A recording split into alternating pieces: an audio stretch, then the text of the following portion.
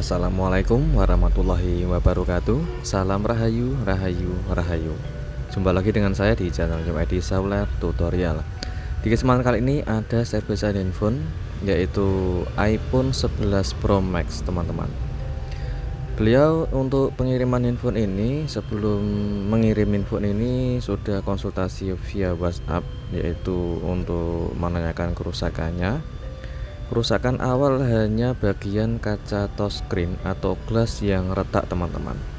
Sedangkan untuk layar LCD-nya masih bisa dipakai dengan normal.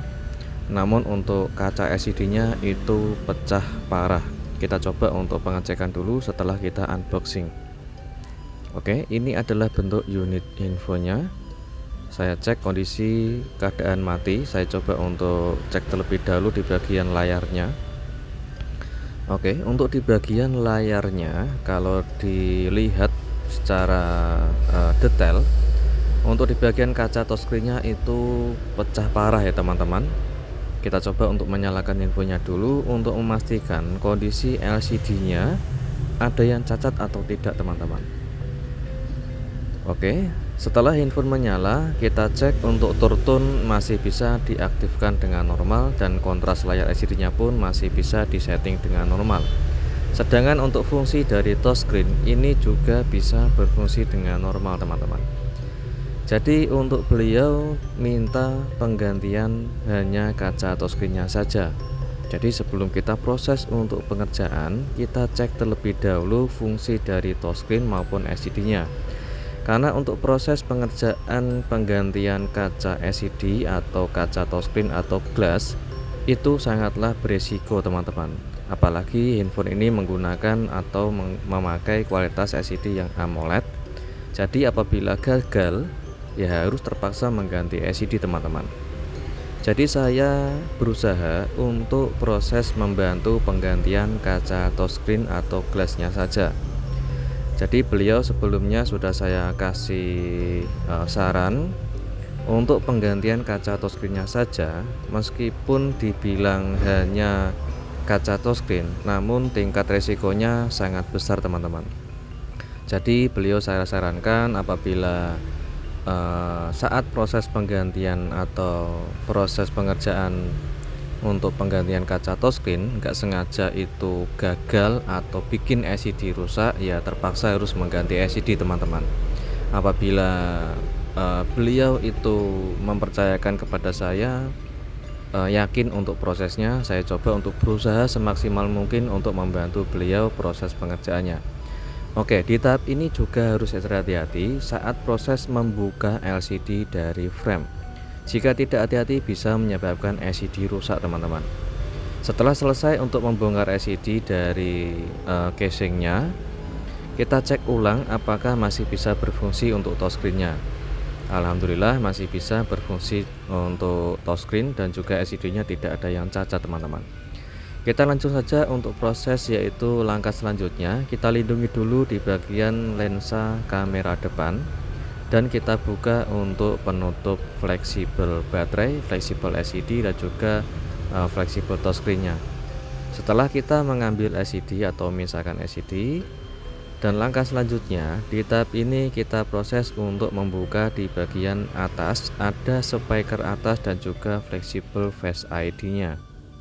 Di tahap ini juga harus hati-hati untuk proses pengerjaan atau pembongkarannya. Oke, kita lepas pelan-pelan untuk fleksibelnya, jangan sampai rusak ataupun putus atau robek, teman-teman. Kita lanjut untuk proses, yaitu penghangatan LCD dari alat separator. Untuk tujuannya mengambil di bagian atas ada pelindung kamera dan juga speaker atas itu ada saringannya, kita lepas dulu dan kita siapkan mika tipis yang lentur serta menggunakan cairan minyak kayu putih. Tujuannya untuk melemahkan yaitu lem yang keras yang ada di bagian frame. Di tahap inilah harus kita hati-hati untuk proses pembongkaran atau memisahkan frame dari LCD-nya, teman-teman. Karena resikonya sangat tinggi untuk proses pengerjaan seperti ini. Setelah kita memberikan minyak kayu putih, kita potong di bagian atas, yaitu memotong di bagian frame. dengan pelan-pelan dan sedikit demi sedikit untuk memisahkan frame atau tulangan LCD atau tulangan di samping LCD, untuk memisahkan LCD dari tulangannya teman-teman. Di sekeliling frame kita bisa memberikan minyak kayu putih sebagai penghancur lem atau melemahkan lem yang ada di bagian framenya. Dengan cara kita panasi menggunakan alat separator dengan suhu panas secukupnya saja teman-teman, tergantung kebiasaan masing-masing teknisi. Kalau saya menggunakan separator itu dengan suhu panas di angka 70 maksimal 75, dengan posisi separator tetap menyala dan juga sambil kita angkat atau memisahkan frame dari LCD-nya. Oke, untuk di bagian samping-samping frame kita bisa memberikan minyak kayu putih sebagai untuk mempermudah yaitu pembongkaran LCD dari framenya atau kita angkat framenya dengan hati-hati dan pelan-pelan, tidak usah terlalu buru-buru teman-teman. Apalagi untuk kaca touchscreen-nya itu pecahnya sangat parah. Jika tidak hati-hati bisa menyebabkan LCD bergaris, tompel, ataupun bahkan tidak bisa menyala lagi. Jadi harus dikerjakan dengan hati-hati teman-teman. Meskipun untuk harga LCD yang KW atau OLED itu cukup lumayan murah, mungkin sekitar kalau OLED itu di atas 500, sedangkan untuk KW mungkin kurang lebih sekitar 300 sampai 400-an kalau nggak salah ya teman-teman. Jadi untuk LCD itu tergantung kualitas dan mereknya, karena untuk setiap brand atau merek ataupun kualitas itu sangat berbeda-beda. Apalagi untuk LCD yang ori itu juga sangat mahal sekali teman-teman. Jadi dari awal beliau sudah saya sampaikan, apabila pengerjaan seperti ini itu gagal dan bikin LCD rusak, ya terpaksa beliau harus mengganti LCD. Untuk di tahap ini saat saya melepas frame paling akhir di bagian bawah, ternyata di bagian fleksibel touchscreen itu ngikut sama framenya teman-teman. Jadi untuk fleksibel touchscreen dari bawah atau ujung bawah yang dekat fleksibel LCD itu ternyata ngikut sama framenya. Jadi otomatis kalau fleksibel touchscreen itu kita angkat ngikut sama frame, otomatis touchscreen-nya nggak bakal bisa disentuh teman-teman. Jadi jangan panik dulu, kita akan berusaha memperbaiki semaksimal mungkin atau melanjutkan perbaikannya, yaitu dengan cara kita panasi dulu LCD dari frame, maksud saya LCD dari separator untuk memisahkan kaca touchscreen setelah kita melepas framenya. Untuk kawat pemisahnya saya menggunakan 0,03 mili, sedangkan untuk panas separator saya menggunakan panas di angka 75 sampai 80. Dengan hati-hati untuk proses memisahkan kaca touchscreen dari LCD-nya. Karena keretakan kaca LCD ini sangat parah, terutama di bagian bawah, itu jika gagal bisa menyebabkan LCD ikut rusak teman-teman. Tapi alhamdulillah dari awal tadi setelah kita memisahkan frame dari LCD, kita nyalakan LCD-nya masih tampil dengan normal, tidak bergaris ataupun tidak ada tompel. Kita lanjut untuk angkat pelan-pelan LCD-nya setelah kita memisahkan kaca touchscreen atau kaca LCD. Untuk LCD ini sangatlah tipis teman-teman, otomatis agak lentur seperti ini apabila kita memisahkan dari spare part yaitu frame sama kaca touchscreen-nya.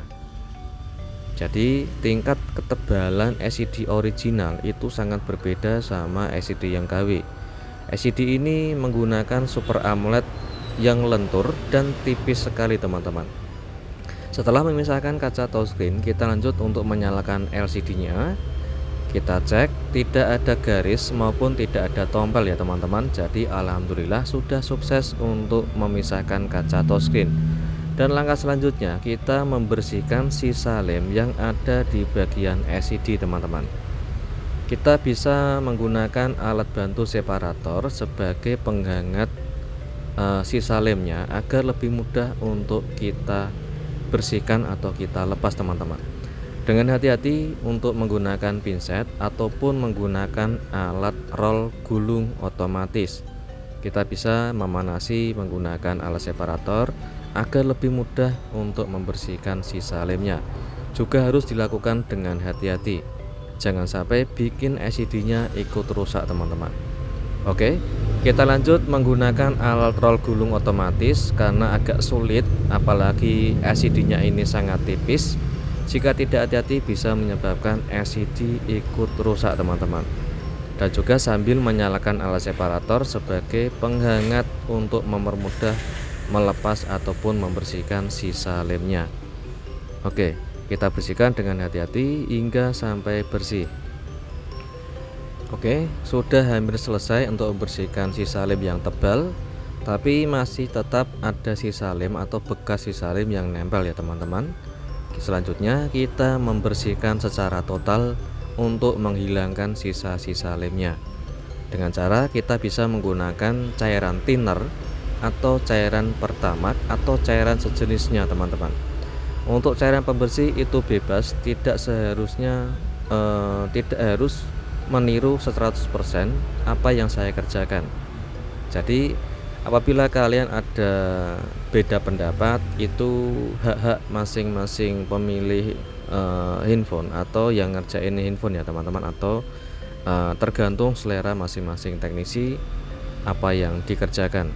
Oke, untuk di bagian LCD setelah kita membersihkan sisa lemnya, kita siapkan touchscreen, bukan kaca ya teman-teman, bukan kaca touchscreen. Kalau touchscreen itu jadi satu sama fleksibel atau kaca touchscreen yang sudah termasuk fleksibel touchscreen. Beda sama hanya kaca saja. Kalau gelas atau kaca LCD atau kaca touchscreen itu tidak ada fleksibelnya teman-teman. Karena dari awal saat proses saya memisahkan atau angkat frame dari LCD, ternyata fleksibel touchscreen itu ngikut. Otomatis kita harus mengganti touchscreen teman-teman, bukan kaca touchscreen lagi. Kalau touchscreen itu termasuk fleksibel ya teman-teman. Jadi sudah saya jelaskan dari awal. Kita lanjut untuk proses yaitu pengetesan fungsi LCD serta fungsi dari touchscreen yang baru yang akan kita pakai. Oke, kita presisikan dulu sebelum kita proses pemasangan. Jadi kita tes secara terpisah, jadi belum saya tempelkan ya teman-teman. Setelah handphone menyala, kita tunggu sebentar hingga loadingnya selesai. Kita cek LCD-nya ada yang cacat seperti garis, tompel atau tidak. Alhamdulillah untuk LCD masih bersih dan jernih. Serta fungsi layar touchscreen kita tes juga. Untuk fungsi touchscreen yang baru, alhamdulillah sudah berfungsi dengan normal.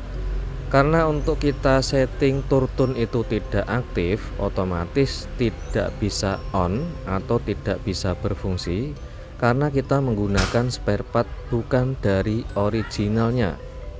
Jadi nanti saya akan coba jelaskan fungsi dari turn teman-teman. Meskipun LCD ini menggunakan LCD yang original, namun fungsi turn itu tidak ada di atau tidak berfungsi di bagian LCD. Nanti saya coba untuk jelaskan. Kita akan proses untuk memasang yaitu touchscreen-nya dulu teman-teman. Untuk touchscreen ini saya membelinya plus lem OK.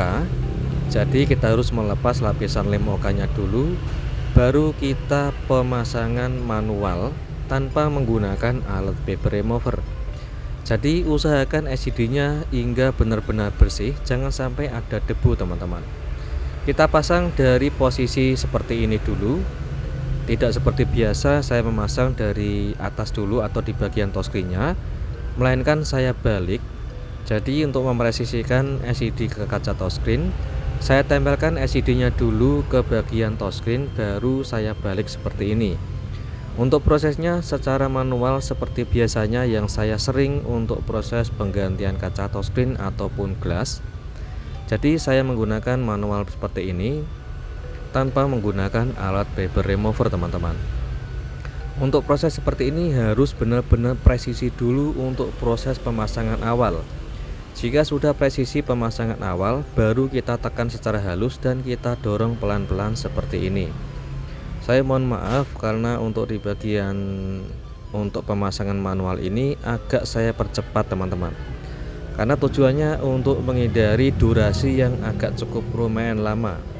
Karena untuk di tutorial ini saja sudah saya persingkat dan saya percepat.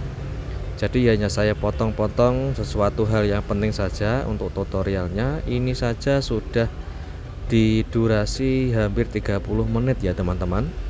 Oke, kita fokus untuk pengerjaannya dulu. Untuk di tahap ini hampir selesai, harus extra hati-hati jangan sampai menempel secara otomatis. Untuk di bagian posisi tangan kiri, tugasnya untuk mengasih jarak renggang antara touchscreen dan LCD. Sudah hampir selesai, kita tekan secara halus untuk menyelesaikan pengerjaannya. Kita cek setelah selesai untuk pemasangan touchscreen dengan cara manual teman-teman. Lalu kita usap secara bersih di bagian layarnya. Oke, tidak ada sisa gelembung sama sekali meskipun pemasangannya secara manual. Jangan sampai senang di sini dulu. Kita lanjut untuk proses pengecekan setelah pemasangan touchscreen selesai teman-teman. Oke, kita coba untuk pasang fleksibel LCD dan juga memasang fleksibel touchscreen. Lalu kita coba untuk menyalakan infonya dan kita cek ulang kualitas LCD sama kualitas touchscreen-nya. Oke, alhamdulillah handphone sudah bisa menyala, tampilan LCD masih bisa menyala dengan normal. Sekarang kita tes fungsi dari touchscreen-nya teman-teman. Oke, untuk fungsi dari touchscreen masih bisa berfungsi dengan sangat normal sekali. Jadi setelah kita selesai untuk pengetesan fungsi LCD dan fungsi touchscreen, kita matikan videonya dan kita akan lepas kembali LCD-nya. Setelah itu kita siapkan untuk di bagian ini membersihkan yaitu sisa-sisa lem dari bekas frame maupun sisa-sisa dari cairan minyak kayu putih yang lengket. Kita bersihkan dulu menggunakan cairan thinner. Untuk proses yaitu pemasangan frame yang baru teman-teman. Karena frame dari bawaan sudah kita angkat, otomatis tidak bisa dipasang kembali. Kita gunakan yang baru dan kita presisikan untuk touchscreen-nya dulu teman-teman.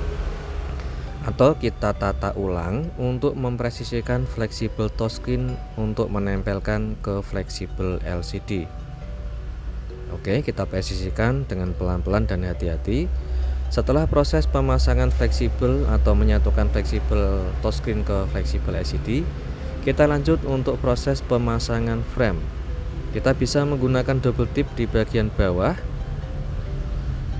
Oke, secukupnya saja, tidak usah berlebihan menggunakan double tipnya.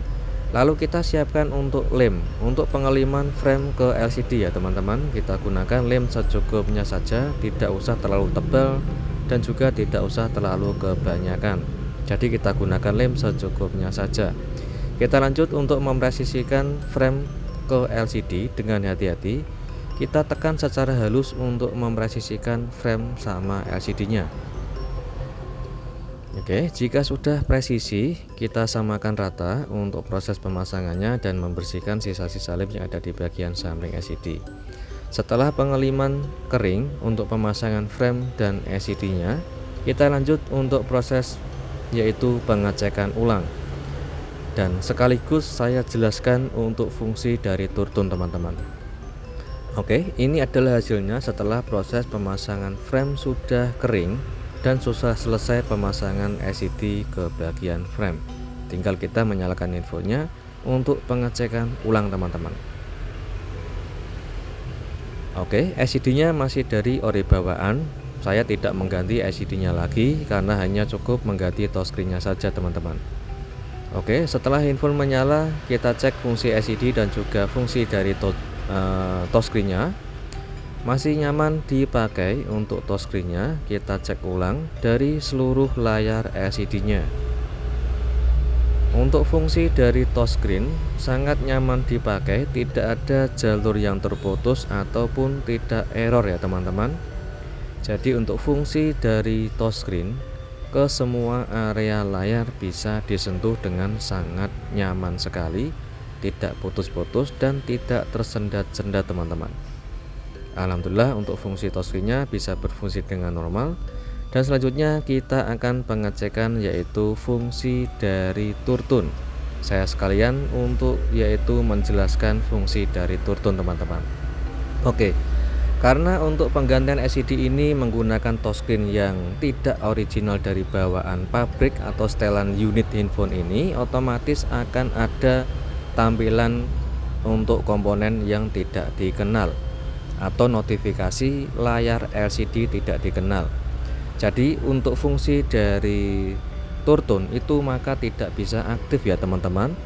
Karena untuk turtun itu sendiri fungsinya ada di bagian IC atau komponen chips yang menempel di bagian fleksibel touchscreen seperti ini. Oke, perhatikan. Jadi apabila kepengen turtun itu bisa aktif dan tidak ada notifikasi untuk di bagian layar LCD tidak dikenal, saya coba untuk konfirmasi sama beliau dan beliau setuju untuk memindahkan chip IC dari fleksibel touchscreen yang ori bawaannya ke fleksibel yang touchscreen yang sudah saya ganti teman-teman. Untuk di tutorial di bagian penggantian atau memindahkan chip IC dari turtun ke fleksibel touchscreen yang baru, kalian bisa menantikan di tutorial berikutnya, karena saya fokus untuk penggantian touchscreen di bagian tutorial ini teman-teman. Oke, setelah saya selesai untuk memindahkan chips atau IC komponen yang ada di fleksibel touchscreen atau chip turtunnya, kita coba untuk pengecekan ulang. Apabila di bagian chip ori bawaan kita pindah ke fleksibel touchscreen yang baru, otomatis akan secara otomatis berfungsi teman-teman, atau tidak ada notifikasi layar tidak diketahui. Otomatis notifikasi akan hilang dengan cara otomatis. Dan juga untuk fungsi dari turtun itu juga akan otomatis akan bisa berfungsi kembali. Jadi apabila kita kepengen notifikasi itu hilang atau tidak ada notifikasi peringatan layar tidak diketahui ataupun fungsi turtun itu off dan kepengen segala fungsi itu otomatis kembali normal, ya wajib harus memindahkan chips IC komponen yang ada di fleksibel ori bawaan ke fleksibel yang baru teman-teman. Jadi sedikit dari penjelasan saya seperti itu. Jadi apabila kepengen hanya turtun saja yang aktif, kalian bisa mengopi turtun di fleksibel dari ori bawaannya. Namun tetap saja akan ada notifikasi layar tidak diketahui. Kalau kepengen otomatis tidak ada notifikasi layar tidak diketahui dan juga otomatis fungsi turtun itu on, ya wajib harus memindahkan chips IC komponen yang ada di bagian fleksibel touchscreen-nya. Jika sudah selesai, kita lanjut untuk proses perakitan terakhir, yaitu kita bisa menggunakan lem secukupnya saja. Ini tujuannya hanya perekat ringan ya teman-teman, tidak memberikan lem berlebihan, hanya menggunakan lem tipis saja sebagai perekat untuk menempelkan LCD ke bagian tulangannya. Untuk di bagian ini kita pasang kembali yaitu penutup saringan speaker atas dari bawaan. Karena untuk di bagian touchscreen yang saya beli itu tidak termasuk frame dan juga tidak ada di bagian penutup lubang speakernya. Jadi kita harus mengembalikan ke posisi semula segala spare partnya teman-teman. Setelah kita pasang semua untuk spare partnya, kita pasang kembali untuk penutup baterai dan saya kasih segel garansi di bagian chip komponen yang sudah saya pindah ke bagian fleksibel touchscreen-nya. Kita lanjut untuk perakitan, yaitu untuk pemasangan LCD ke bagian tulangannya dan lalu kita menyalakan infonya. Oke, sambil menunggu loadingnya selesai, kita bisa memasang skrup atau baut yang ada di bagian bawah. Lalu kita cek ulang fungsi dari LCD, fungsi touchscreen dan juga kita cek notifikasi layar sudah tidak ada, alias akan hilang otomatis apabila kita selesai atau sudah memindahkan chips komponen yang ada di fleksibel ori bawaan, kita pindah ke fleksibel dari fleksibel yang baru. Otomatis turtonya juga bisa aktif dan kontras layar bisa diatur dengan normal. Oke, kita lanjut untuk pengecekan berikutnya, yaitu pengetesan fungsi dari kamera. Dan kita lepas untuk plastik yang ada di layar touchscreen. Oke, untuk Face ID masih aktif ya teman-teman. Jadi fungsi semua layar ini dari segi teknologi sensor itu juga bisa aktif 100% tanpa ada kendala setelah kita memindahkan yaitu chips dari ori bawaannya. Untuk fungsi kamera masih tajam dan bersih, tidak blur ataupun tidak goyang. Untuk kamera depan juga masih bersih, jernih dan bening. Jadi alhamdulillah untuk pengerjaannya sudah selesai semua ya teman-teman. Mulai dari fungsi touchscreen, turn, fungsi Face ID maupun fungsi dari notifikasi layar tidak diketahui sudah hilang dan tidak ada notifikasi kembali. Sekarang kita lanjut untuk proses memastikan kondisi layarnya ini benar-benar normal 100% atau tidak. Untuk fungsi touchscreen LCD masih bisa berfungsi dengan sangat normal. Jadi alhamdulillah sudah selesai semua untuk di tutorial kali ini, yaitu cara penggantian touchscreen di iPhone 11 Pro Max. Dan saya ucapkan terima kasih banyak atas kepercayaan beliau. Dan jumpa lagi di tutorial berikutnya, yaitu proses memindahkan chips IC komponen yang ada di fleksibel ori bawaan, kita pindah ke fleksibel dari yang baru. Semoga bermanfaat. Jumpa lagi di tutorial berikutnya. Assalamualaikum warahmatullahi wabarakatuh.